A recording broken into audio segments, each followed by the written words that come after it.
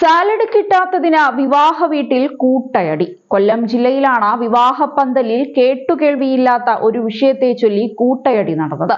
തട്ടാമല പിണക്കൽ ഭാഗത്തെ ഓഡിറ്റോറിയത്തിലായിരുന്നു ഈ വേറിട്ട അടി. വിവാഹ സൽക്കാരത്തിനു ശേഷം ബിരിയാണിയിൽ സാലഡ് കിട്ടാത്തതിനെ തുടർന്നാണ് കേറ്ററിംഗ് തൊഴിലാളികൾ തമ്മിൽ തർക്കമുണ്ടായത്. വിവാഹത്തിൽ പങ്കെടുത്തവർക്കെല്ലാം ബിരിയാണി വിളമ്പിയ ശേഷം കേറ്ററിംഗ് തൊഴിലാളികൾ ആഹാരം കഴിക്കാനായി തയ്യാറെടുത്തു. ഇവർ പരസ്പരം ബിരിയാണി വിളമ്പി. എന്നാൽ ചിലർക്ക് സാലഡ് കിട്ടാതായതോടെ തർക്കമായി. ആ തർക്കം പിന്നീട് സംഘർഷത്തിലെത്തി. ഇരുവിഭാഗങ്ങളായി തിരിഞ്ഞ യുവാക്കൾ ഭക്ഷണം വിളമ്പിയ പാത്രങ്ങളുമായി ഏറ്റുമുട്ടി. അക്രമത്തിൽ 4 പേരുടെ തലയ്ക്ക് പരുക്കേൽക്കുകയായിരുന്നു.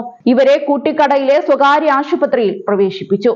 സംഘർഷത്തിന്റെ ഭാഗമായ 2 കൂട്ടരും ഇരവിപുരം പോലീസിൽ പരാതിയുമായി എത്തി.